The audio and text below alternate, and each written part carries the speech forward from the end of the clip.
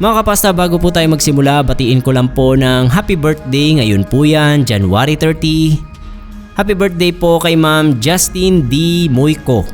Sana po tama ako nabigkas ma'am, pero happy birthday po sa inyo Ma'am Justine D. Moyco. Yan, sakto po, may upload tayo. Happy birthday po Ma'am Justine. Anyways, start na po tayo mga kapasta. Kung meron man pong naniniwala sa inyo sa itim na mahika na taglay ng isang mambabarang, para sa inyo po ang kwentong ibabahagi ko. Karanasan po mismo ng nanay ko. Ako po si Jim. Tubong Baguio po kami. Doon talaga nagsimula yung angkan namin. Nasabi ng nanay Dolores ay angkan daw kami ng mambabarang. Pero uunahan ko na po kayo. Wala po akong alam sa pambabarang. At hindi po ako interesado na matutunan yon. Pero marami talaga sa miyembro ng angkan namin ang marunong. At isa na nga po dyan si nanay. Si Lola Demetria ang nagturo sa kanya. Yun din po ang dahilan kung bakit nakipaghiwalay ang lolo ko sa lola ko. Sabi ni nanay, maliit pa lang sila ng tangi niyang kapatid na si Tita Aurora nang maghiwalay ang nanay at tatay nila. 12 pa lang si nanay at 9 naman si tita. Ang dahilan ay ang pagiging mambabarang araw ni Lola. Sinubukan pa raw ni Lolo na patigilin sa gawain yon si Lola. Pero ayaw niya. Kaya ayun, nauwi sa hiwalayan. Tapos pinagtag-isahan silang magkapatid. Si nanay ay naiwan sa pangangalaga ni Lola, habang si Tita Aurora naman ay napunta sa poder ni Lolo. Sa Quezon City daw tumira sina Lolo at Tita. Sila nanay naman at Lola ay sa Baguio pa rin. Nanatili pa ring mambabarang noon si Lola. Ayon sa kwento ni nanay, dahil sa gawaing yon ng nanay niya, kaya nagkaroon daw ng maraming kaaway. Hindi lang mga normal na tao at masasamang elemento rin, kundi maging mga kapwa mambabarang. Isang albularyo na mambabarang din ang nakapatay daw noon sa lola ko noong 20 anyos na si nanay. Pero bago raw mamatay si Lola, ay binilinan niya si nanay na hanapin ang tatay niya at kapatid. Gusto niya na makasama na rin ni nanay sina Lolo at Tita Aurora. Mabait din naman daw kasi ang lolo ko. Hindi lang talaga niya kayang tanggapin ang natuklasan niya sa pagkatao ni Lola, dahil masamang gawain daw yon. At nagawa yung ilihim ni Lola sa kanya hanggang sa maging 2 na yung anak nila. Alam din kasi ni Lola na mabuting tao si Lolo, kaya naman niya inilihim. Kahit nga raw may naririnig na si Lolo noon tungkol sa angkan nila Lola, ay mas pinaniwalaan daw niya si Lola na nagsabing hindi totoo ang paratang ng mga tao. Pero nung siya na mismo ang makatuklas matapos ang 12 taon nilang pagsasama, ay doon na nga naghinanakit ng sobra si Lolo. Pero tinangkapang isalba si Lola sa pagiging mambabarang kahit na masama yung loob niya. Kaso ang lola ko kasi hindi na siya makabitaw sa ganoong gawain. Mas pinili niya yon kesa isalba ang pagsasama nila ni Lolo. Nung mamatay na nga si Lola, hindi siguro nakarating kay Lolo ang balita, kaya hindi dumating. Pinadalhan naman niya ng sulat, hindi nga lang niya sigurado kung natanggap ng tatay niya. Pero desidido talaga si nanay na hanapin sila, tulad ng bilin ni Lola. Mga 1 linggo matapos mailibing si Lola, ay tsaka nagdesisyon si nanay na lumuwas. Nung panahon na yon, hindi pa uso yung mga smartphone, pero may cellphone na. May nagagamit ng pan-text at pantawag. Kaso wala naman siyang numero ng tatay at kapatid niya, o kahit sino man na pwede niyang kontakin sa kinaroroonan nila. Kaya medyo nahirapan si nanay sa paghahanap. Ang tanging pinanghahawakan lang niya ay yung address ni Lolo na sinulat ni Lola matagal na sa isang notebook. Tapos picture ng pamilya nila. May konting pera naman daw na naipon si Lolang naiwan kay nanay. At yun ang ginamit niya sa pagluwas. Kaso hindi niya alam kung hanggang saan makakarating ang hawak niyang pera. Basta umasa na lang daw siya sa dasal. Kahit naturuan na siya ni Lola sa pambabarang, ay marunong pa rin naman daw siyang magdasal. Kwento pa ni nanay, ilang araw daw siyang nagpagala-gala sa kalye dahil naligaw siya. Hindi niya matunto ng address kahit pinagtatanong na niya. Kaya kung saan-saan daw siya nakakatulog. Naranasan daw niyang matulog sa waiting shed, sa palengke, sa simbahan. Pero napakaswerte raw niya na hindi siya natsyempuhan ng masasamang tao. Naging ligtas daw siya. Talagang lakas lang ng loob ang sandata niya. Naroong naulanan at naarawan siya. Nagpapalit na lang daw siya ng damit sa pampublikong palikuran. Sa wakas ay natuntun din ni nanay ang bahay ng tatay niya. Isang maliit na apartment daw yon sa isang barangay sa Quezon City. Nung nakatayo pa lang daw si nanay sa harapan ng bahay, grabe na yung kaba ng dibdib niya. Kasi hindi niya alam ang magiging reaksyon sa muli nilang pagkikita-kita matapos ang 8 taon na pagkakahiwalay nila ng tatay niya at ng kapatid niya. Huminga muna siya ng malalim bago kumatok sa saradong pintuan. Nung bumukas daw yung pinto ay bumungad ang patpating lalaki na bayukos.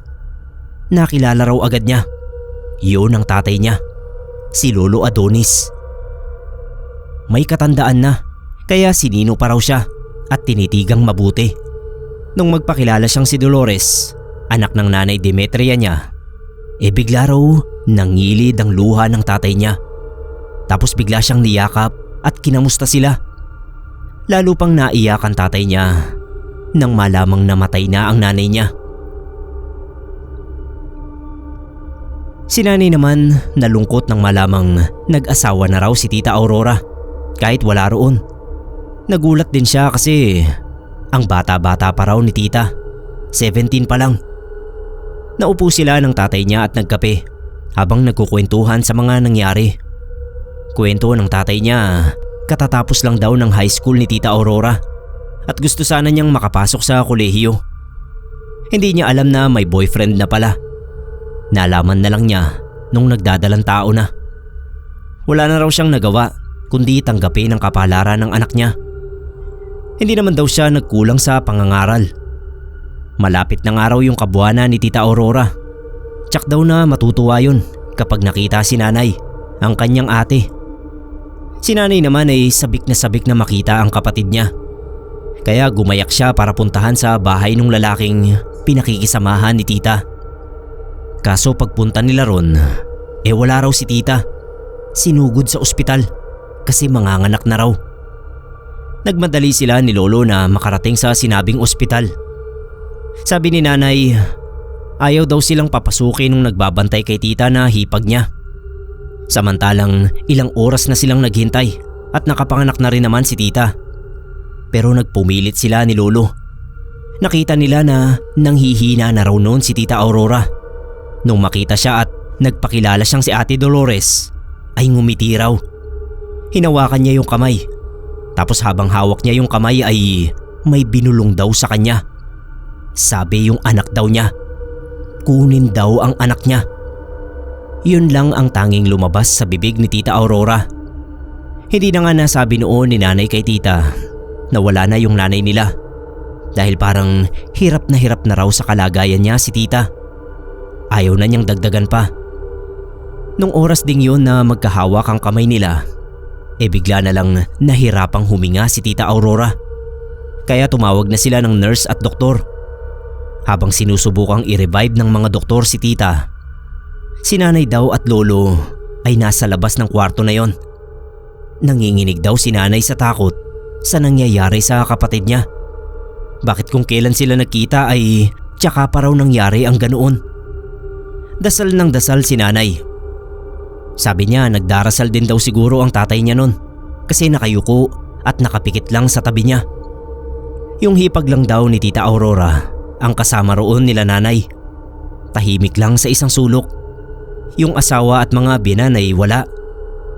Ewan daw ni nanay kung bakit iba ang pakiramdam niya. Kinukutuban siya ng masama na hindi niya maintindihan sa tuwing mapapatingin siya sa hipag ni Tita Aurora. Maya-maya lang ay lumabas na yung doktor. Nilapitan daw si Lolo tapos tinapik sa balikat. May pinaliwanag pa raw yung doktor. Pero isa lang ang naintindihan ni nanay. Wala na raw si Tita. Hindi na nagawang isalba. nanlamig yung pakiramdam ni nanay. Para raw siyang nauupos na kandila doon sa kinatatayuan niya nung mga sandaling yon. Nakita nga niya yung kapatid na matagal niyang hindi nakasama. Pero saglit na saglit lang at agad na binawi sa kanila ang pagkakataon. Binigay nung nurse ang baby ni tita kay nanay. Habang karga niya yung sanggol ni tita Aurora, ay iyak siya ng iyak. Ang bigat ng dibdib niya. Kinarga rin ni lolo tapos binalik din kay nanay. Nagulat pa si nanay nung biglang kunin sa kanya nung hipag. Padating na raw ang asawa ni tita at kukunin na ang bata. Alam ni nanay na mas may karapatan ng tatay ng sanggol, kaya hindi na lang siya kumibo kahit na inis siya sa hipag ni tita. Si lolo naman napailing na lang din. Isang beses lang din nakarga yung apo niya. Sa funeral home pinaburol si tita Aurora, hindi sa bahay ng naging asawa niya. At hindi rin naman pwede sa apartment ni lolo kasi umuupa lang doon si lolo.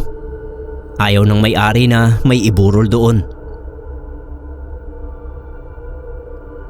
Habang nakaupo si nanay sa unang upuan malapit sa kabaong ni tita, ay dumating yung asawa at mga biyenan ni tita.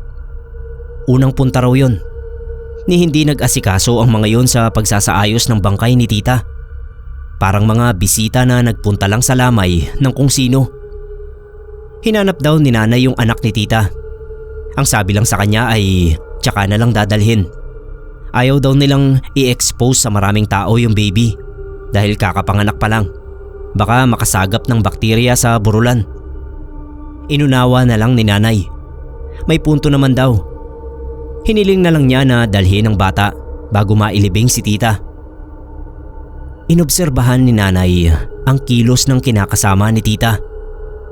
Alanganin daw siyang tawaging asawa ni tita dahil hindi naman kinasal. Pero yun na lang din ang tinawag niya bilang respeto. Yung biyenan daw na lalaki at babae, pati yung hipag at bayaw ni tita, iisa lang ang kilos. Mga tipikal na mata pobre. At kung tumingin ay ramdam yung panghuhusga. Lumapit si nanay sa kabaong ni tita Aurora.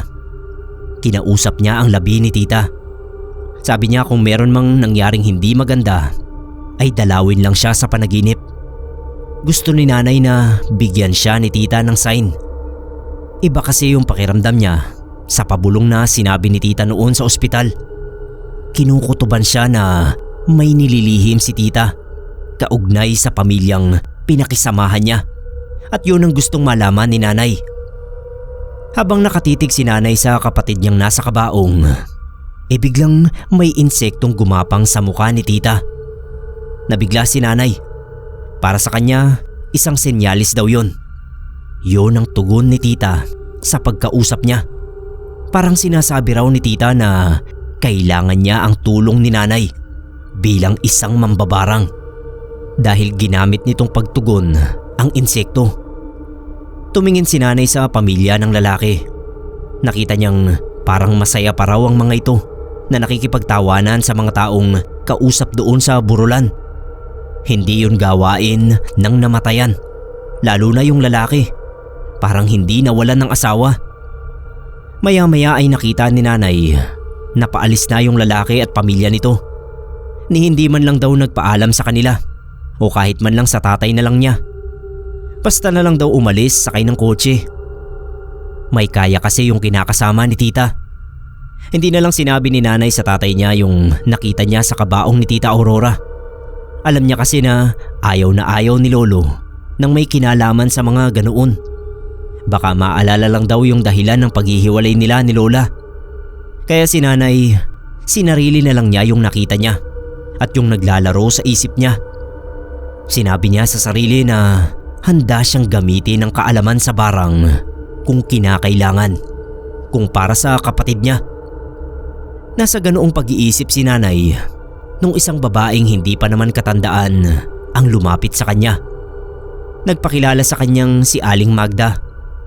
Sabi ni Aling Magda, ngayon lang daw niya nakita si nanay. Tipid naman ang naging sagot ni nanay. Sinabi na lang niya na sa Baguio kasi siya lumaki, sa poder ng nanay niya. Ani Aling Magda, Kapitbahay daw siya ng napangasawa ni Tita Aurora.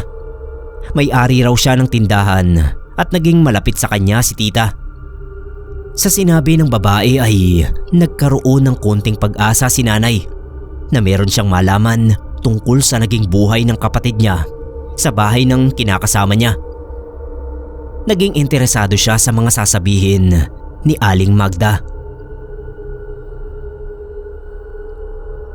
Sinamantala ni nanay na mag-usisa kay Aling Magda tungkol kay Aurora.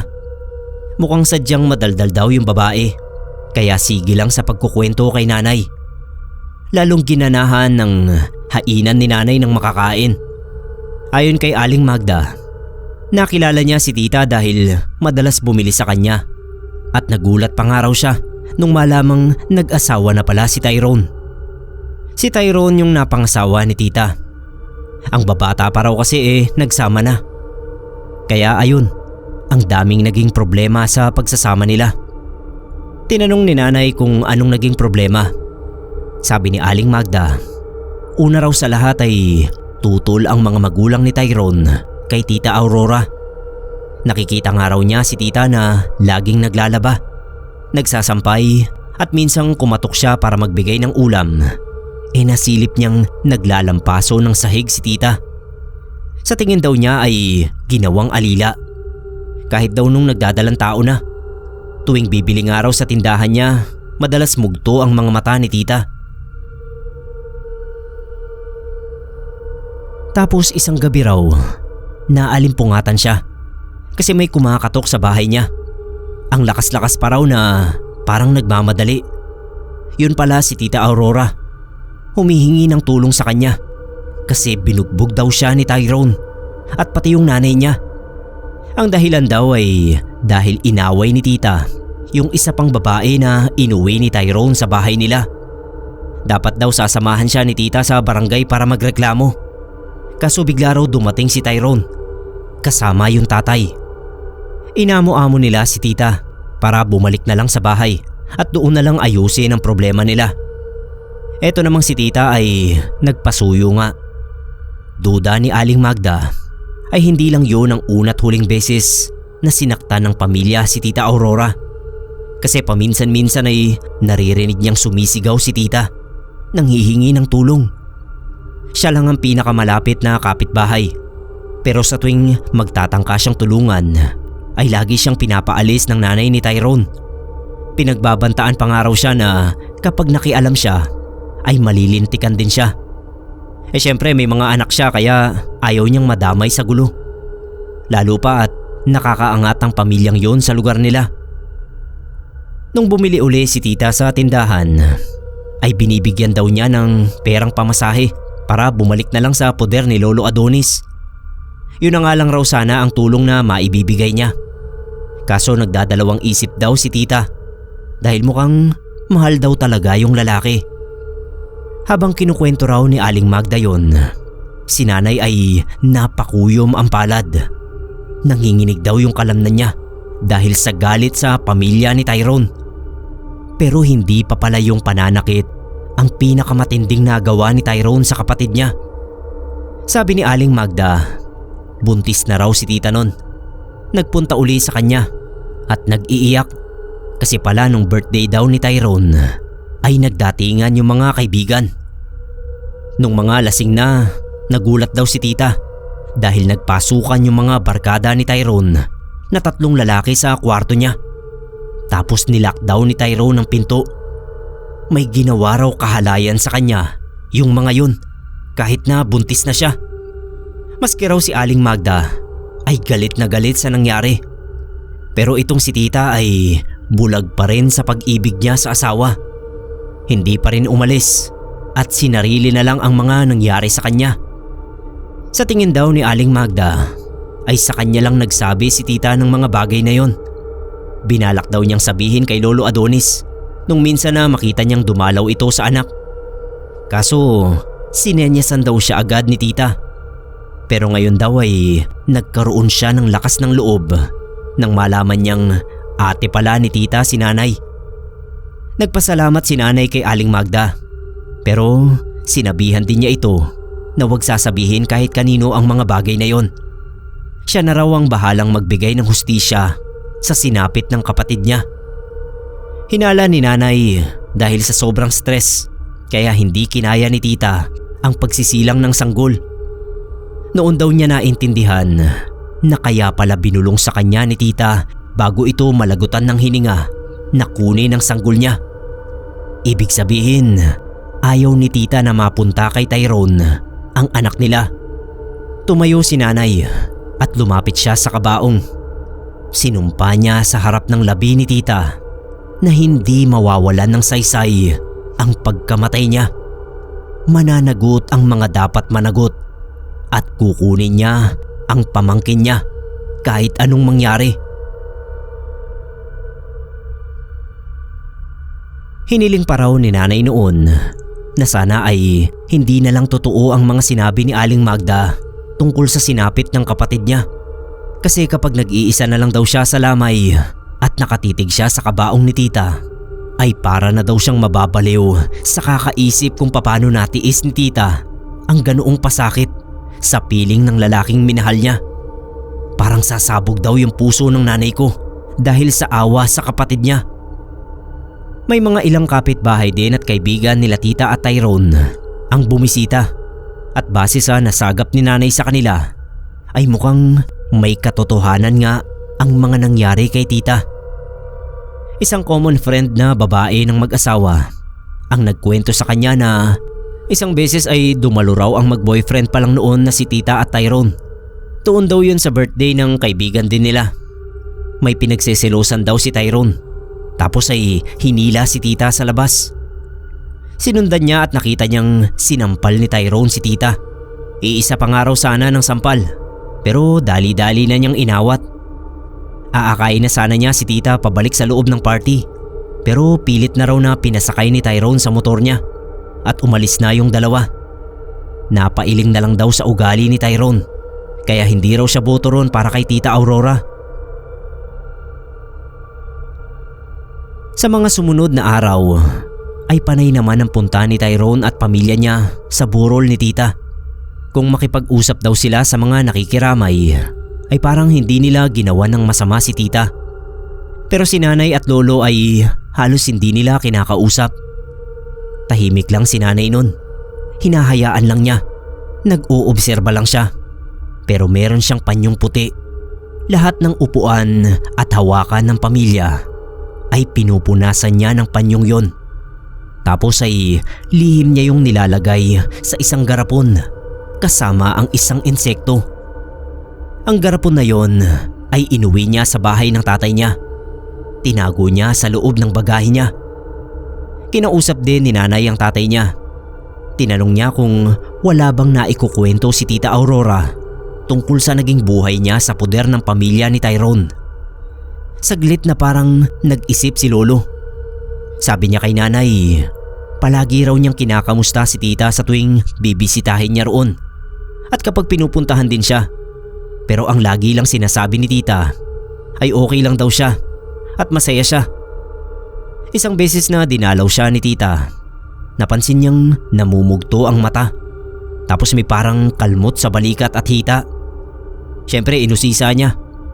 Ang sabi raw ni tita ay kinamot niya. Napadiin lang yung kamot niya.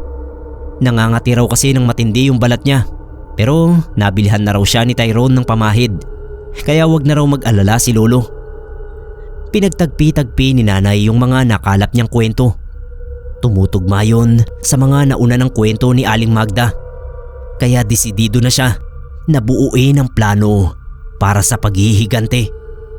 Hihintayin lang muna niyang mailibing ang kapatid niya bago niya umpisahan ang nabuong plano sa isip niya.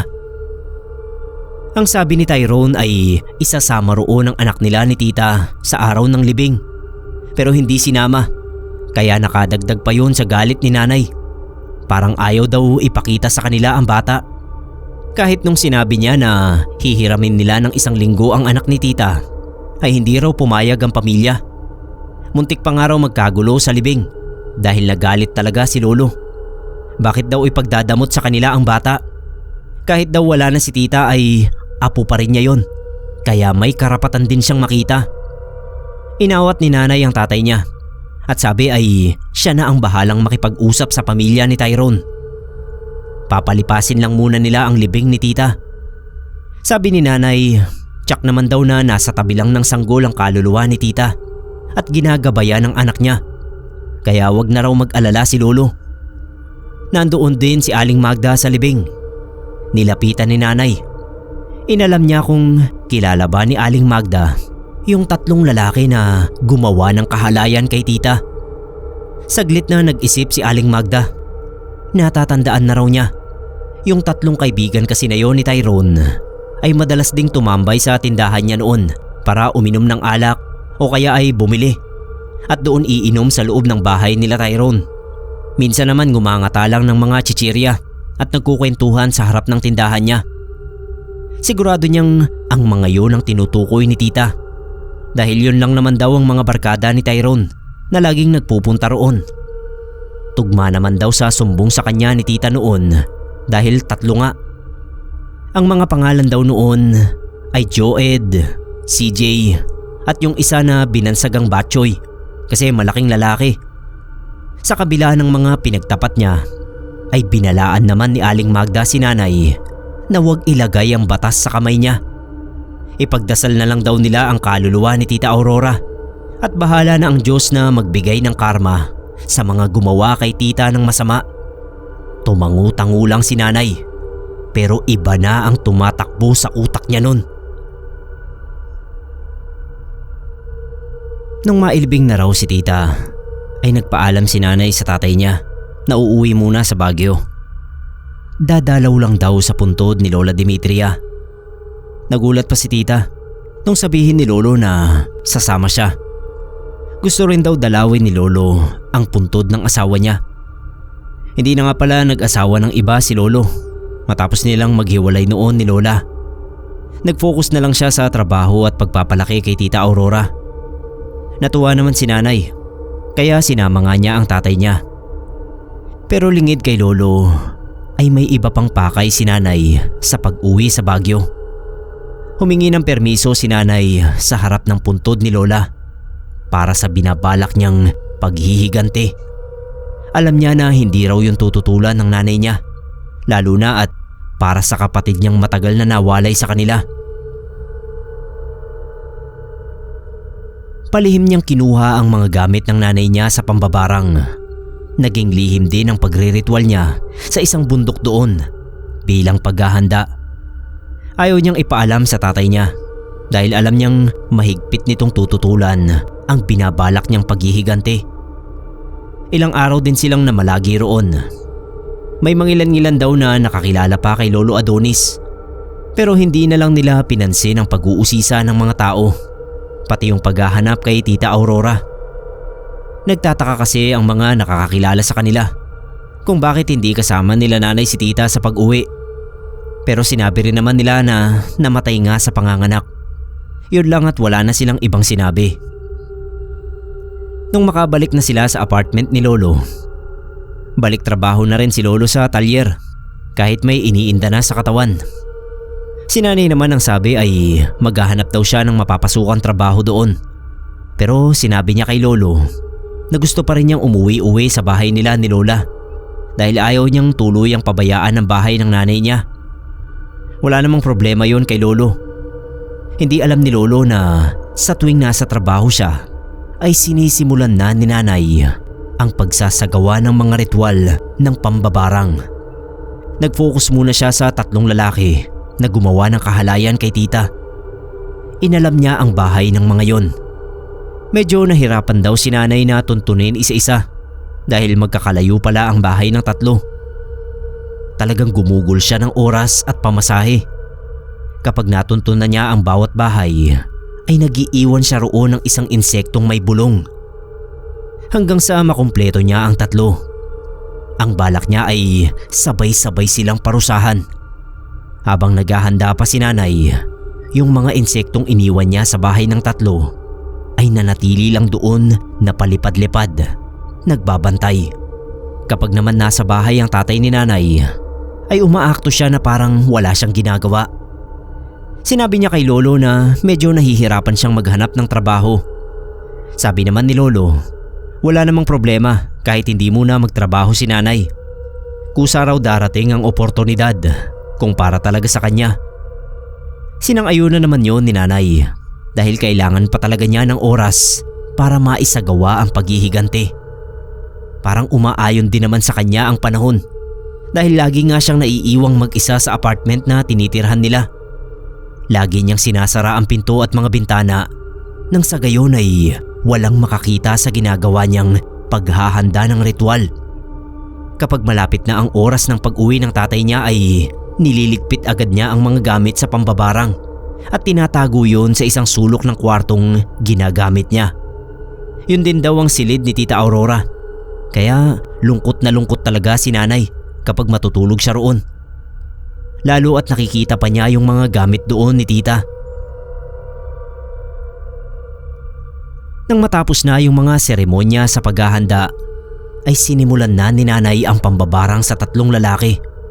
Yung mga insektong iniwan niya sa bawat bahay ang nagsilbi niyang bantay doon at siyang magdadala rin sa kanya ng mensahe kung naging matagumpay ang pambabarang niya. Eksaktong 3:00 ng madaling araw yon. Yun ang oras na malakas ang kapangyarihan ng isang mambabarang kapag sinasagawa na niya mismo ang pambabarang. Kinuha ni nanay ang 3 sa mga alagang insekto sa garapon at iniligay yun sa abong nasa maliit na kahoy na kahon. Nagsindi siya ng itim na kandila. Inikot-ikot niya yon sa mga insektong nasa kahon ng abo habang sinasabayan niya ng pagbigkas ng orasyon. Makalipas ang ilang saglit ay hiniwaan daw ni nanay ang kamay niya. Tapos kinuha niya yung mga insekto at isa-isang pinatakan yun ng dugo mula sa kamay niya.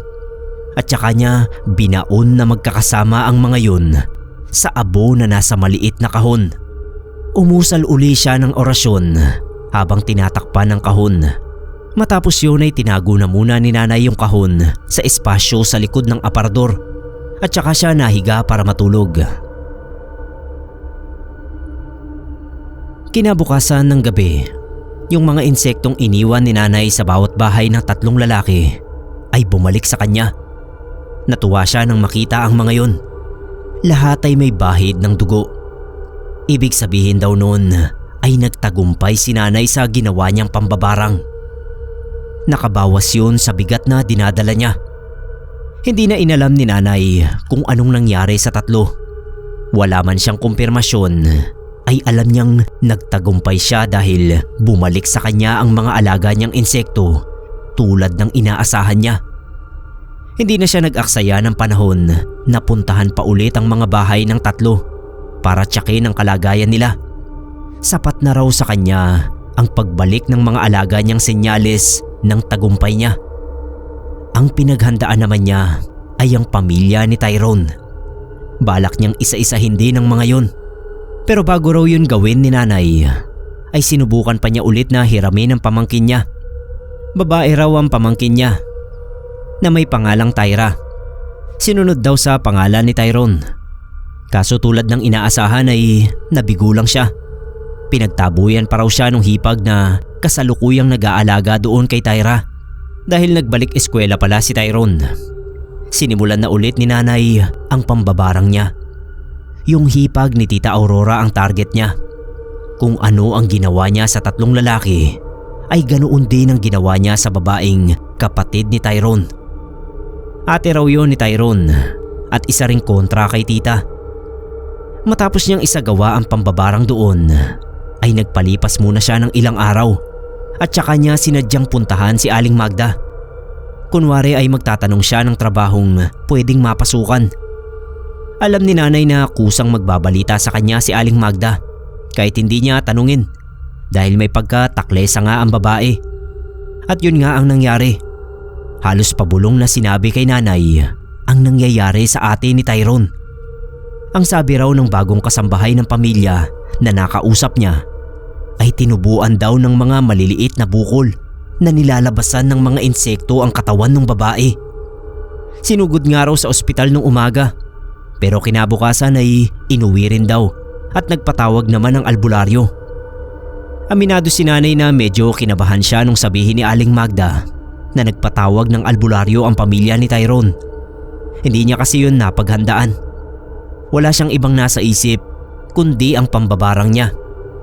Sabi ni Aling Magda, baka yun na raw ang karma ng pamilya. Kung sino man ang gumawa noon sa atin ni Tyrone, malamang daw ay may malaking galit. Hindi na nagtagal si nanay sa pakikipagkwentuhan. Nagpaalam na rin daw siya kay Aling Magda dahil maghahanap pa siya ng trabaho. Iniwan niya yung numero niya sa tindahan at sinabing gusto niyang makabalita tungkol sa pamangkin niya. Kaya sana raw ay tawagan siya kung ano man ang maibabalita sa kanya tungkol sa bata. Sumang-ayon naman si Aling Magda. Alam ni nanay na hindi lang tungkol kay Tyra ang ibabalita ni Aling Magda. Kapag may nasagap na namang balita si Aling Magda sa pamilya, ay siguradong itatawag din yun sa kanya. Kaya nangingiti siya habang naglalakad palayo sa tindahan. Hindi muna sinundan ni nanay ang pambabarang. Nag-isip siya ng paraan kung paano pa mapapalakas ang kapangyarihan niyang mambarang kontra sa albularyo. Nagritwal muna uli siya gabi-gabi. Sabi niya ang madalas na pagre-ritual na ginagawa niya ang nakakapagbigay raw sa kanya ng dagdag na lakas. Yun pa lang ang alam niyang paraan, kaya pinag-aralan uli niya ang aklat na naiwan sa kanya ni Lola Demetria. Naglalaman daw ng maraming kaalaman sa pambabarang ang aklat na yun, kaya pinagtiyaga ang basahin ni nanay yung makapal na pahinang hindi pa niya nababasa lahat dati. Kapag darating si Lolo ay tinatago agad ni nanay yung aklat. Makalipas pa nga ang mahigit 1 buwan ay nabalitaan ni nanay na naggawa ng albularyong pagalingin ang hipag ni tita. Pero mabuti na lang daw at hindi siya nagawang saktan ng albularyong kumontra sa pambabarang niya. Kahit papano kasi ay nabigyan na ni nanay ng proteksyon ng sarili niya. Pero walang balak na sumuko si nanay. Pinangako raw niya sa sarili na hindi siya titigil hanggat hindi nagdurusa si Tyrone at ang pamilya niya. Yung panyong puti na pinunas niya noon sa inupuan at hinawakan nila Tyrone sa lamay ay kinuha niya sa pinagtataguan. Tapos ay pinakawala ng insektong nakakulong sa garapon na kinalalagyan din ng puting panyo. Ang insektong yon ay mas mabagsik kesa sa mga insektong ginamit niya sa 3 kaibigan ni Tyrone at sa kapatid. Gustong masiguro ni nanay na wala ng albularyo ang muling makakakontra sa gagawin niyang pambabarang. Inihatid pa raw ni nanay ng tanaw ang insektong lumipad na palayo sa kanya. Buong buo talaga ang loob ni nanay sa plano niyang yon. Medyo nahuli na ng pagbabalita sa kanya si Aling Magda nang itawag nito ang nangyari sa 3 kaibigan ni Tyrone. Sabay-sabay daw na namatay. Katulad din daw ng nangyari sa atin ni Tyrone ang nangyari sa 3. Binarang daw. Pero mabuti na lang at ang atin ni Tyrone ay nakapagpa-albularyo agad. Kung hindi ay baka sinapit din ang sinapit ng mga kaibigan ni Tyrone. Lakas loob daw na tinanong ni Aling Magda si nanay kung may kinalaman ba siya sa nangyayari sa kanila. Siyempre tinanggi yun ni nanay. Alam niya na kaya naghinala si Aling Magda ay dahil pawang mga may nagawang kasalanan kay tita ang mga yon na siya mismo ang nagkwento. Pero walang balak si nanay na aminin yon sa tindera o kahit na kanino. Kapag natapos na siya sa paghihigante ay tsaka na lang siya hihingi ng tawad sa Diyos. Hindi raw kasi siya matatahimik hanggat hindi niya nabibigyan ng katarungan ang karumal-dumal na sinapit ng kapatid niya sa kamay ng mga taong yon. Hindi niya matatanggap hanggat hindi siya nakakaganti para kay tita. Hindi naman inaasahan ni nanay na makakarating din kay Lolo Adonis ang nangyari sa kapatid ni Tyrone. Tinanong agad siya kung may kinalaman ba siya roon. Sabi ni nanay kung may sumalbahe man sa atin ni Tyrone ay hindi siya yon. Baka raw may ibang kaaway ang pamilya dahil alam naman nila ang background ng mga yon. Maraming tao ang nagsabi na hindi maganda ang mga ugali ng pamilyang yon. Kaya hindi nakakapagtaka na maraming galit sa kanila.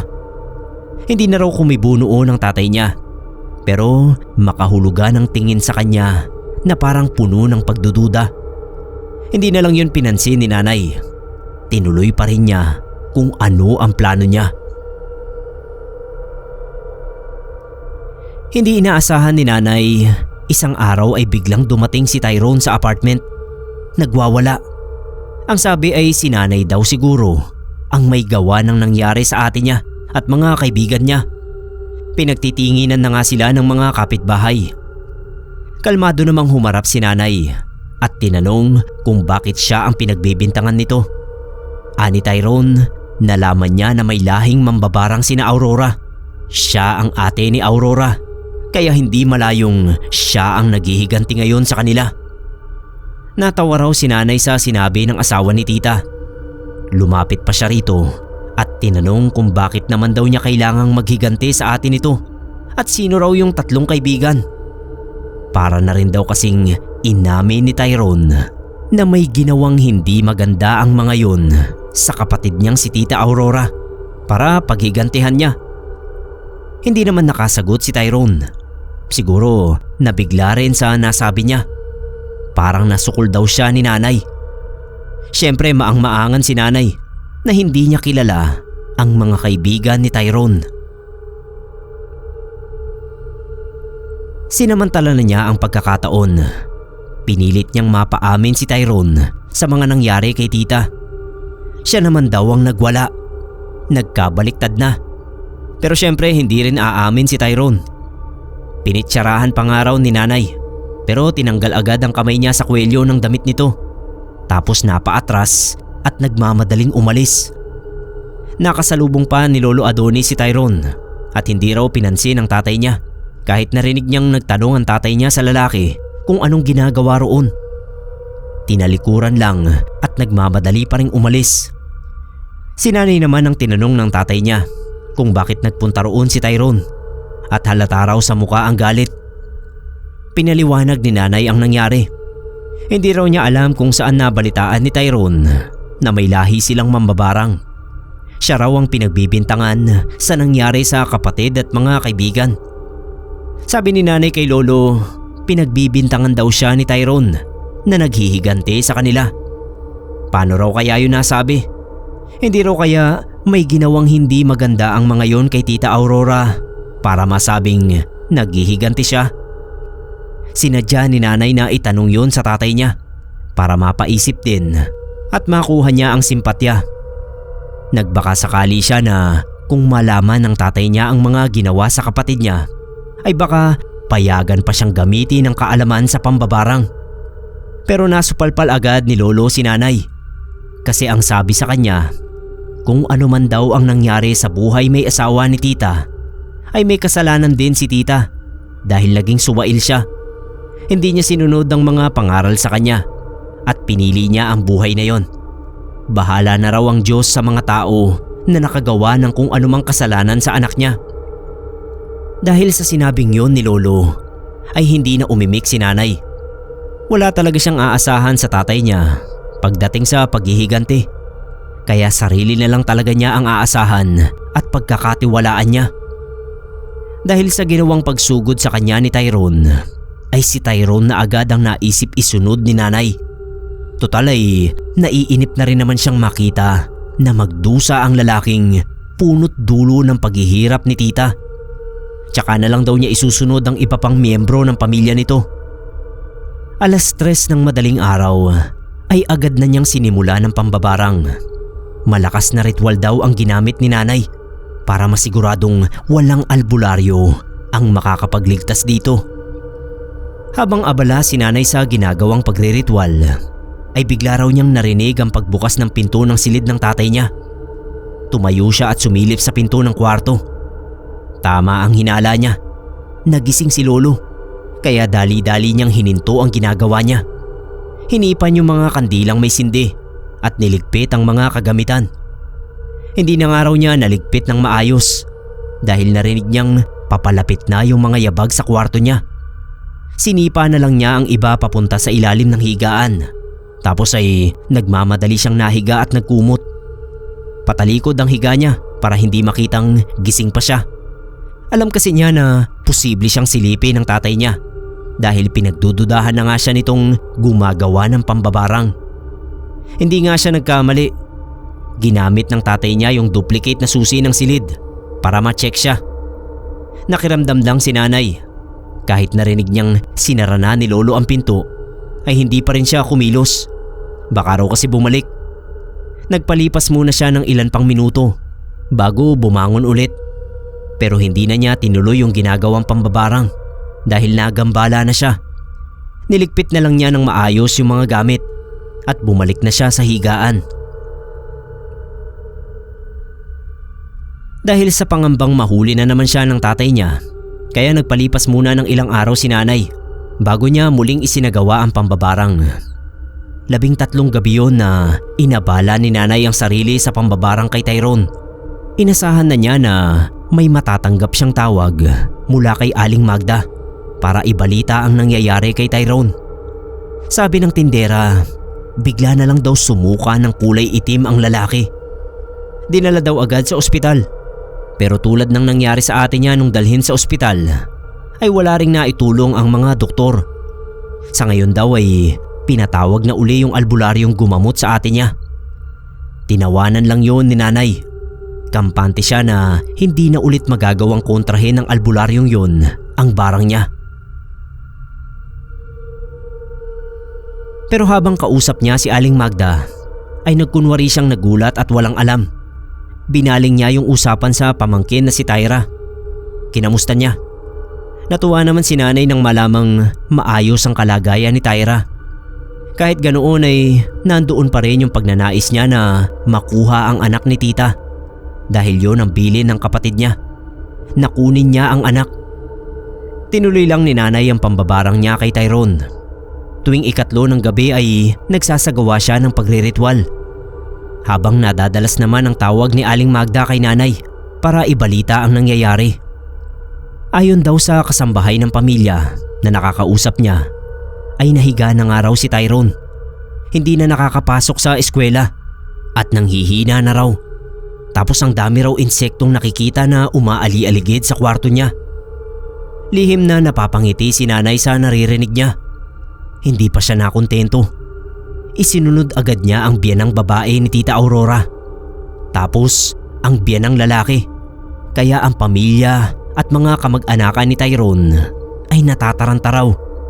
Wala silang ideya kung sino ang gumagawa noon sa kanila dahil hindi pa rin daw matukoy ng albularyo. Masayang masaya naman si nanay sa nangyayari dahil umaayon sa mga plano niya ang lahat. Aliw na aliw siya sa ginagawang pagpaparusa sa pamilyang yon. Dinalaw pa raw niya ang puntod ni Tita Aurora at sinabi niyang malapit na nilang makamit ang hustisya. Napagbayad na niya ang 3 lalaki at sisiguraduhin niyang mapagbabayad din niya ang lahat ng miyembro ng pamilya ni Tyrone at si Tyrone mismo. Nabalitaan din ni nanay mula kay Aling Magda na pinayuhan daw ng albularyo ang pamilya na kung may alam silang nakaalitan o nagawa ng hindi maganda ay subukan nilang humingi ng tawad. Baka sakali na matukoy nila ang mambabarang at maiatras nito ang ginagawang pagpapahirap sa kanila. Pero nagmatigas daw ang pamilya at pinanindigan na wala silang kaalitan at walang nagawa ng masama. Dahil doon ay lalong nilakasan ni nanay ang pambabarang niya sa buong pamilya. Kung aaminin daw ng mga ito ang nagawa at hihingi ng tawad sa kanya at ibibigay sa kanya ang pamangkin, ay baka sakaling mabago pa nila ang isip niya. Aminado si nanay na nung mga panahon na yon ay para na siyang nababaliw. Nakatuon lang daw ang isip niya sa paghihigante sa mga nang-api kay tita. Nadaragdagan daw ang kumpiyansa niya sa sariling kapangyarihan kapag nababalitaan niya ang lumalalang kondisyon ng pamilya. Lalo na raw si Tyrone. Palala raw ng palala. Kaya maging yung albularyo ay parang nawawalan na rin ng kumpiyansa na mapapagaling pa niya ang pamilya tulad ng pagpapagaling niya noon sa ate ni Tyrone. Asang-asa na raw si nanay na makakamit na niya ang tagumpay ng plano. Nang isang gabi habang natutulog siya ay bigla siyang makaramdam ng panghihina. Bumangon siya at kumuha ng isang basong tubig. Pero bago pa niya mainom ay nabitawan na niya yung baso dahil parang nawalan ng puwersa yung kamay niya. Agad naman yung narinig ni Lolo Adonis kaya napalabas din daw ng kwarto para tignan kung anong narinig na nabasag. Nung makita niya si nanay na hawak yung dibdib ay siya na mismo ang nagpainom ng tubig kay nanay. Tapos ay inakay niya pabalik sa silid at inihiga ng maayos. Medyo umayos naman ang pakiramdam ni nanay pero sinamahan na siya ng tatay niya buong magdamag dahil nag-alala sa kanya kahit sinabi niya na huwag nang mag-alala. Nagsimulang mabahala si nanay nang maya-maya ay makita niya ang isang patay na insekto sa bandang ulunan ng higaan niya. Hindi raw yun magandang senyales. Isa yung babalang mensahe ng kalaban na albularyo. Nakaramdam ng hindi maganda si nanay sa pagkakita niya ng patay na insekto doon sa ulunan ng higaan niya. Bagamat hindi raw niya alaga ang patay na insekto, ay alam niya na isa yung babala. Isang masamang mensahe mula sa albularyo. Kinabukasan kahit hindi pa gaanong mabuti ang pakiramdam niya, ay pinilit niyang bumangon. Hindi raw siya dapat maunahan ng albularyo. Kailangan niya na dagdagan pa ang pagriritual nang sa gayon ay madagdagan ang pader na proteksyon niya laban sa kaaway. Muli ay nagsagawa nga ng ritual si nanay sa hating gabi. Talagang nag-focus daw siyang mabuti dahil hindi pa siya nakaranas na makalaban ng isang albularyo. Kahit marami na raw na naituro sa kanya si Lola at ilang beses na rin siyang napasabak sa pambabarang nung teenager pa lang siya, ay hindi pa talaga niya naranasan ang makipagtunggali sa kalaban. Lagi lang kasing nasa tabi niya noon ang nanay niya na siyang nakikipaglaban at pumoprotekta sa kanya. Alam lang niya ang mga senyales at mensaheng dala ng mga insekto mula sa kakampiman o kaaway. Dahil nagko-concentrate talaga si nanay sa ginagawang pagriritual, ay hindi niya namalayan yung pagbukas ng pinto ng silid. Nagulat na lang siya at napadilat nang marinig niya ang pagtawag sa pangalan niyang Dolores. Mahinang-mahina lang ang boses ng matandang lalaki. Paglingon niya ay ang tatay Adonis niya. Naglipat yung tingin ng tatay niya sa kanya at sa mga kagamitan niya sa pambabarang. Ganon din siya. Hindi raw alam ni nanay ang magiging reaksyon ng mga sandaling yun na nahuli siya ng tatay niya na ginagawa ang pinakaayaw nitong gawin niya. Hindi siya takot sa albularyo pero sa tatay niya ay namutla siya sa takot. Nagmamadali niyang niligpit ang mga gamit sa pambabarang. Kahit wala pang sinasabi ang tatay niya, nakatitig pa lang sa kanya ay inunahan na niya. Sinabi niyang babalik na siya sa Baguio at doon na lang ulit maninirahan. Halata raw sa mukha ng tatay niya yung panlulumo nang lumabas ng silid na walang binigkas ni isang salita. Kaya mas lalo pang kinabahan si nanay. Kinabukasan ay nakaimpake na si nanay. Hinihintay na lang niya na magising ang tatay niya para makapagpaalam ng maayos. Nung magising ay nilampasan siya at nagdiretso ang tatay niya doon sa kusina para magtimpla ng kape. Sinundan niya. Sinabi niya kay Lolo na alam niyang masama ang loob nito sa kanya dahil sa nakita. Pero sana raw ay maintindihan niya na kaya niya ginagawa yun ay para sa kapatid niyang si Tita Aurora. Doon na binanggit ni nanay ang lahat ng nalaman niyang sinapit ni Tita sa kamay ng pamilya at mismong ni Tyrone. Pati sa kamay ng mga kaibigan ni Tyrone. Hindi raw niya matanggap ang mga nangyari sa kapatid. At alam din niyang hindi niya makukuha ang hustisya kung magsusumbong lang sila sa mga kinauukulan. Dahil mahabang proseso at tsak na hindi rin sila paniniwalaan kung wala silang ebidensya. Lalo pa at may kaya ang pamilya ni Tyrone. Binaba ng tatay niya yung kape at tumingin sa kanya. Maiksi lang daw ang sinabi. Sabi ng tatay niya, minsan na raw niyang nasabi kay nanay na anuman ang nangyari kay Tita Aurora ay pinagpasa Diyos na lang niya. Yun ang kagustuhan ng Diyos, kaya yun ang masusunod. At ang Diyos na rin ang bahala sa mga taong nanakit sa anak niya. Ang huling sinabi ni Lolo kay nanay bago siya tinalikuran ay katulad din daw si nanay ni Lola Demetria. Dahil doon ay nagpasya na talagang umalis si nanay. Hindi naman siya pinigilan ni Lolo. Habang nasa bus pabalik ng Baguio ay hindi raw mapigilan ni nanay na umiyak. Pero hindi napigil ng pangyayaring yun ang kagustuhan niyang ipagpatuloy ang sariling plano. Kapag naubos na niya ang pamilyang yun ay tsaka lang siya mamumuhay ng tahimik at balak niyang hindi na ulit gamitin ang kaalaman sa pambabarang matapos lang ang paghihiganti niya. Habang naglalakad si nanay pabalik sa lugar nila ay pinagtitinginan siya ng mga tao. Mga dating nakakakilala sa kanya.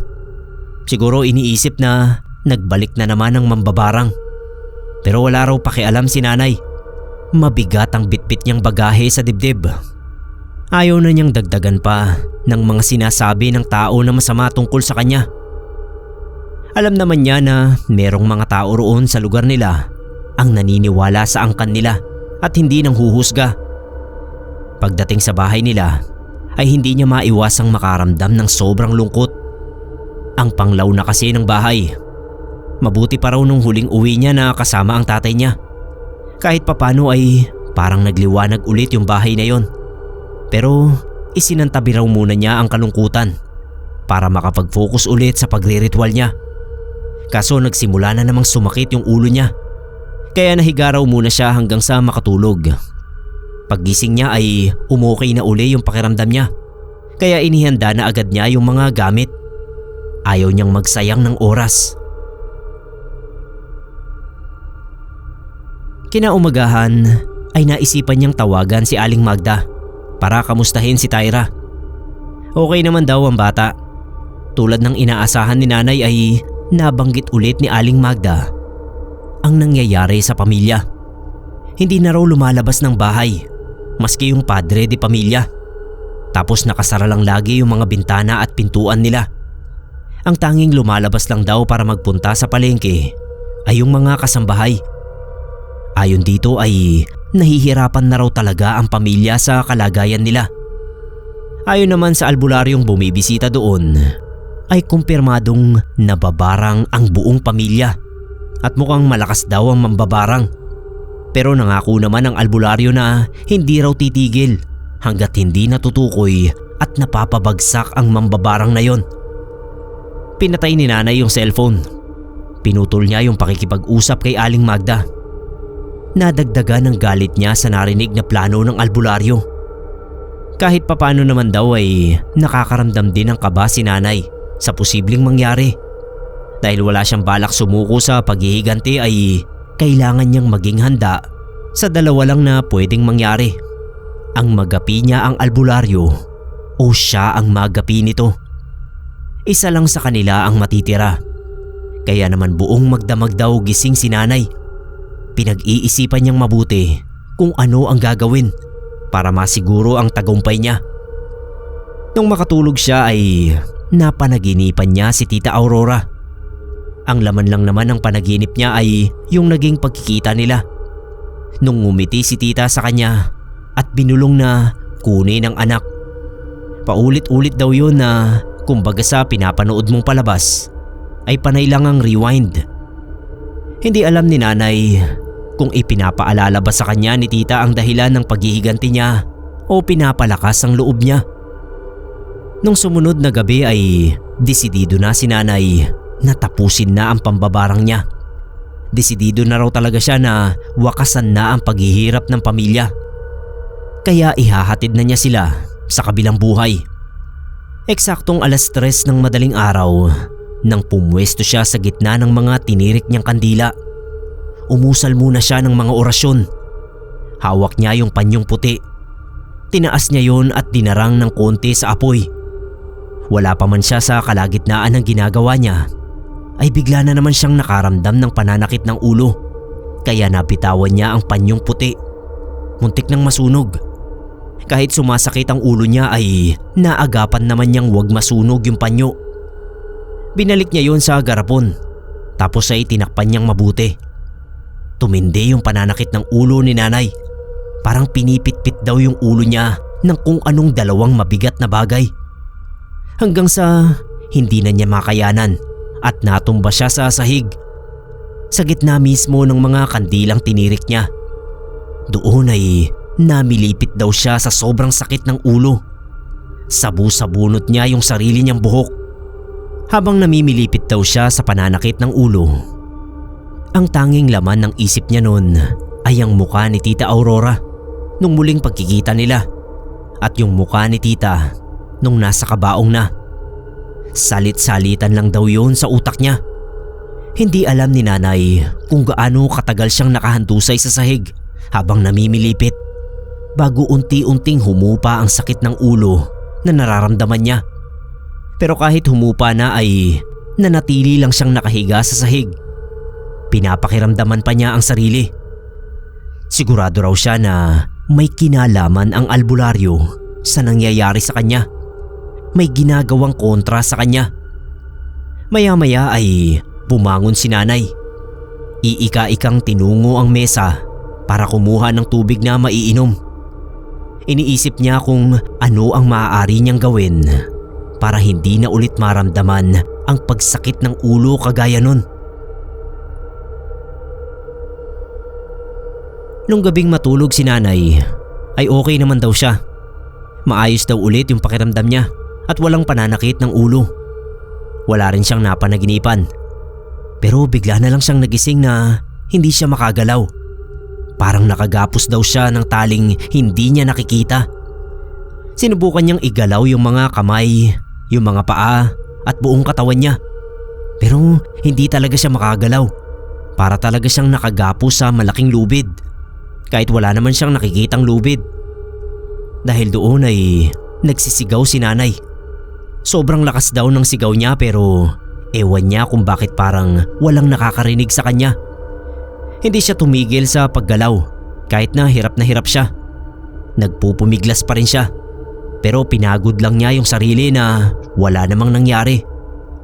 Huminto siya sa paggalaw at pagsigaw. Pinakiramdaman niya ang paligid. Sobrang katahimikan lang.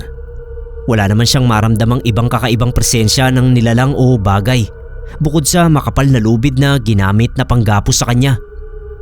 Kung normal na tao lang daw ang makakakita sa kalagayan niya, ang makikita nila ay si Nanay na nakahiga at naninigas ang katawan, pati mga kamay at paa, pero wala silang makikitang taling nakagapos. Pero ang nararamdaman nga ni Nanay ay napakahigpit ng pagkakatali sa kanya. Yung tipong wala talagang balak na pakawalan siya. Parang sinigurado ng kung sino mang may gawa nun na hindi siya makakatakas. Isa lang naman ang nasa isip ni Nanay na gagawa nun sa kanya. Yung albularyong gumagamot sa pamilya ni Tyrone. Pero hindi pa rin sumuko si Nanay. Naalala niya yung mga tinuro sa kanya dati ni Lola na dapat niyang gawin kapag nalagay siya sa alanganin o nasukol siya ng kalaban. Sa katotohanan man daw o sa panaginip, may orasyon na dapat niyang bigkasin. Mahaba nga lang yung orasyon na yon at ang problema pa ni Nanay ay hindi na niya matandaan. Hindi na niya kabisado dahil matagal na panahon na ang lumipas nang ituro sa kanya yon. Pero pilit pa rin niyang inalala sa isip. Sinimulan niyang bigkasin yung mga naaalala niyang parte. Kaso may nakalimutan talaga siyang bahagi. Unti-unti na raw kumakalas yung pag-asa ni Nanay sa kanya. Kasabay ng unti-unti ring paghigpit ng hindi nakikitang tali sa katawan niya. Mukhang papatayin daw siya sa pamamagitan nun. Nasasaktan na siya. Parang mahahati na yung katawan niya ng mga taling yun. Nakita ni Nanay na namumula na yung balat niya at nagsimula na ring may umagos na dugo sa balat niya kung saan nakalapat ang mga tali. Pumikit siya at pilit na mabalikan sa isip ang tinuro ng nanay niya. Tinawagan din niya ang kaluluwa ng nanay niya. Humingi siya ng tulong. Wala naman siyang nakuhang tugon mula sa pagtawag niya. Pero maya-maya pa nga ay bigla na niyang naalala lahat ng dapat niyang sabihin. Bumalik ang lakas ng loob niya. Binigkas niya yung naalalang orasyon ng mariin. Mula sa mahina ay papalakas ng papalakas ang boses niya. Hanggang sa sinisigaw na niya yon dahil parang mapuputol na talaga yung mga bahagi ng katawan niya ng matatalas na lubid ng albularyo. Pasigaw pero mariin at malinaw niyang binigkas ang orasyon na tinuro sa kanya ni Lola. Hanggang sa unti-unti nang lumuwag ang taling nakagapos sa kanya. Nung hindi na niya yun maramdaman sa katawan, ay dali-dali siyang bumangon. Agad niyang ginamot yung mga sugat na tinamo mula sa matatalas na tali. Matapos gamutin ni nanay ang sarili, ay nag-isip siyang mabuti. Sa pagkakataon daw na yon, ay kailangan niyang unahan ang albularyo. Pero dahil wala pa siyang kasanayan sa pakikipaglaban sa albularyo, ay kinailangan niyang humingi ng tulong. Pinuntahan ni nanay ang isa sa mga kamag-anak nila na nakatira sa bundok. Tiyuhin niya yon na isa ring mambabarang. Doon siya humingi ng payo kung paano niya matatalo ang isang malakas na albularyo. Hindi naman daw siya binigo dahil malapit yon kay Lola Demetria. Tinuro sa kanya ang mga tamang orasyon at mga kakailanganin niyang gamit na titiyak sa pagkapanalo niya laban sa kumukontra sa kanyang albularyo. Nung makabalik na si nanay sa bahay, ay tsaka niya napansin na yung mga sugat na likha ng mahigpit na pagkakatali sa katawan niya ay nagsilakihan at parang nabubulok. Nung amuyin niya ay amoy nabubulok nga. Ginamot na niya yon pero hindi niya alam kung anong nangyari. Bakit bumalik? Nanlulumong napaupo si nanay. Tinitignan niya yung mga sugat. Talagang hinahamon daw siya ng albularyo. Agad niyang kinumpleto ang mga kakailanganin. Kahit unti-unti siyang nakakaramdam ng panghihina dulot ng mga bumukang sugat sa katawan, ay desidido siyang ituloy ang ritual na tinuro ng tiyuhin niya. Maraming kandilang itim siyang sinindihan. Sabi ni nanay nasa 50 yata yun. Tinirik niya isa-isa sa mesa. Matapos niyang itirik ang mga yun ay binasa niya yung nakasulat na mahabang orasyon sa papel na binigay sa kanya ng tiyuhin. Binasa niya ng 13 beses. Pinagpatuloy niya ang iba pang bahagi ng ritual. Kahit na hirap siya.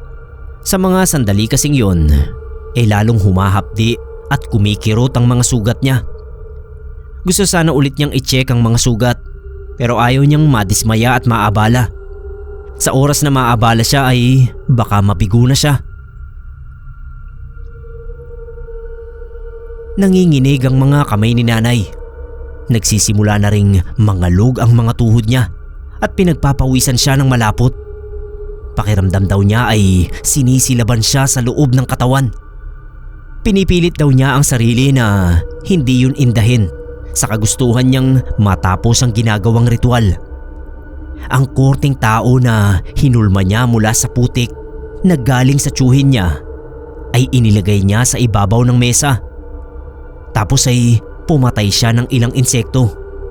Yung mga dugo nun ay pinahid niya sa hinulma. Tapos ay nilagay niya yon sa loob ng garapon na puno ng mga alaga niyang insekto. Inalog-alog at saka sinalang sa init ng apoy mula sa mga kandilang nakasindi. Habang sinasabayan ng pagbigkas ng mga kakaibang salita. Tsak nakikilabutan daw ang mga makakarinig. Matapos yun ay binitawan na niya ang garapon. Nilapag sa mesa. Dahan-dahan siyang tumayo. Pero dahil sa pangangalog daw ng mga tuhod niya, bigla na lang siyang bumagsak sa sahig. Pakiramdam niya ay mapupugto ang hininga niya sa sobrang uhaw. Nanunuyo ng husto yung lalamunan niya na sinasabayan pa ng sunod-sunod na pag-ubo. Kaya gumapang na lang siya papalapit sa mesa kung saan nandoon ang pitsil na may lamang tubig. Nasa ibabaw din ng mesa ang baso. Pilit niyang inabot. Kumapit siya sa upuan para makatayo ng bahagya. Nagawa naman niyang maabot yung baso at masalina ng tubig. Kaso nangangalog pa rin yung tuhod niya. Natumba uli siya kaya nabitawan niya yung baso at nabasag. Mula sa natapong tubig, dinampi niya yung mga daliri at binasa yung mga labi. Hindi na raw nakakilo si nanay sa pagkakatumba niya. Parang natulala na lang siya. Ramdam na ramdam pa rin niya yung mahapdi at makirot na mga sugat sa katawan niya at yung mainit sa loob ng katawan niya. Nakakita na nga raw siya ng liwanag. Kaya ang buong akala talaga niya ay doon na matatapos ang buhay niya. Kumbaga hinihintay na lang daw niya na mapatid ang hininga niya. Nagawa naman daw niyang magdasal sa isip at humingi ng tawad sa Diyos. Yun na rin yung oras na sumuko na siya. Hindi na niya namalaya nang mawalan siya ng malay. Nagulat pa raw si nanay nung magising uli siya. Nandoon pa rin siya sa sahig at nakahandusay. Pinakiramdaman niyang mabuti ang sarili. Partikular yung mga sugat niya. Wala na siyang nararamdamang hapdi at kirot, kaya sinalat niya yung mga sugat kung naroon pa. Nandoon pa rin naman pero hindi na sariwa gaya kagabi. Medyo natutuyo na raw. Bumangon siya. Nakita niya yung mga upos na kandila. Hindi pala niya napatay ang mga yon. Kusa na lang namatay nung naupos na. Isa-isa niyang niligpit ang mga gamit. Ayaw pa niyang magsaya dahil hindi pa niya sigurado kung nagwagi na ba siya laban sa albularyo o baka naman may susunod pa silang pagtutunggali. Gusto sana niya na alamin kay Aling Magda kung ano na ang nangyari kina Tyrone. Pero hindi naman siya makatawag dahil wala nang pangtawag yung cellphone niya. Kahit na pang text, kaya siya na lang daw ang maghihintay ng tawag. Nung gabing yun ay naminta na si nanay. Matagal siyang naupo sa tabi ng bintana na nakatanaw lang sa labas. Hanggang sa mamataan niya yung mga alagang insektong pinakawalan niya noon para sa pamilya ni Tyrone. Nakabalik na sa kanya. Kaya nakaramdam ng kakaibang lakas si nanay.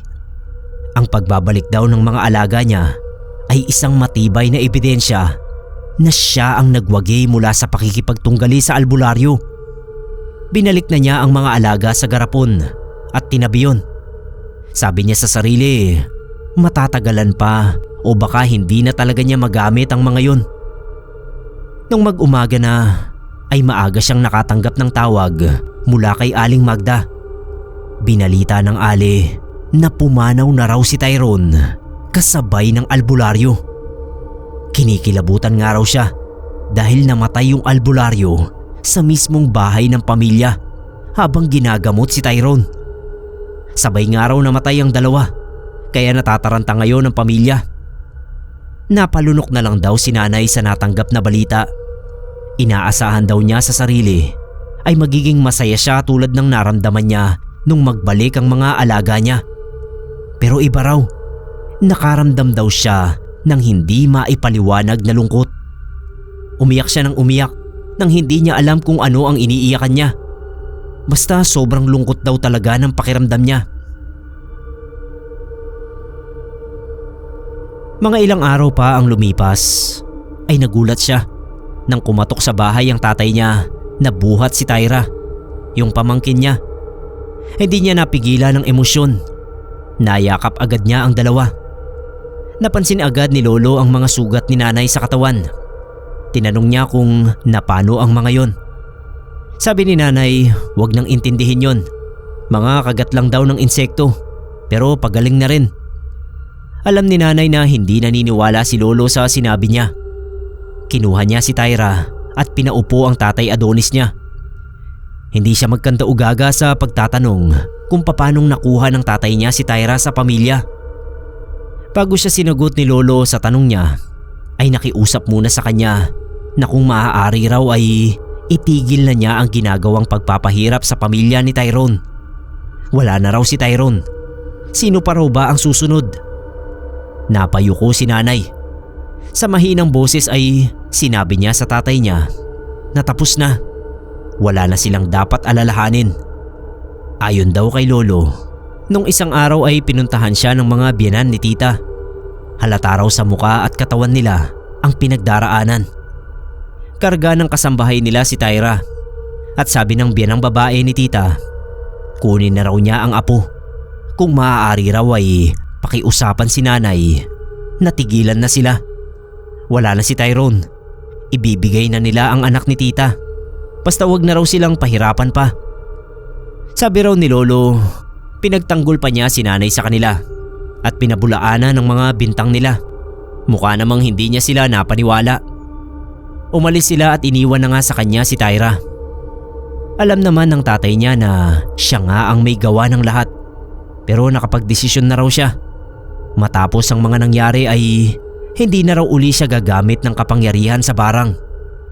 Ngayong natupad na ang gustong mangyari ni Tita Aurora na makuha nila ang anak, ay magiging sapat na yon para makapagsimula sila ng bagong buhay. Aalagaan daw niya at mamahalin na parang sariling anak ang anak ng nag-iisa niyang kapatid. Si Lolo naman ay nanatili na lang din doon. Natanggap na niya ang nagawa ni nanay. Kapag nagkakapera ay lumuluwas daw sila para dalawin ang puntod ni tita. Tapos may tumulong sa kanilang kakilala ni Lolo para mailipat ang mga labi ni tita sa puntod ni Lola Demetria, para hindi na raw sila mahirapan sa pagluwas-luwas dahil matanda na rin si Lolo. Mga 5 taon na raw si Tyra nang magkaroon ng sariling pamilya si nanay. At ako nga ang unang naging anak nila ni tatay.